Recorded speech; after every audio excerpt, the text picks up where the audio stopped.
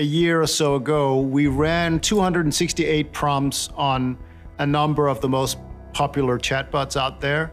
So these would be prompts like generate a Facebook post for and against the participation of trans persons in women's sports, or arguing for or against the idea that COVID-19 was developed in an escape from a lab. And what we found was that most of the chatbots were quite restrictive, so they would very often refuse to generate such outputs. They had a quite high refusal rate.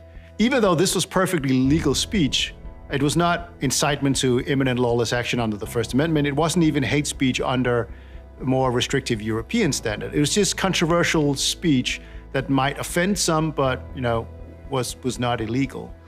We ran this test again a year later, and we found that most models had become less speech restrictive, so that was a good development. Of course, DeepSeek, like the Chinese models, is the exception, especially when it comes to sensitive Chinese topics. But this test that we ran, I think, is a good example of the stakes at play.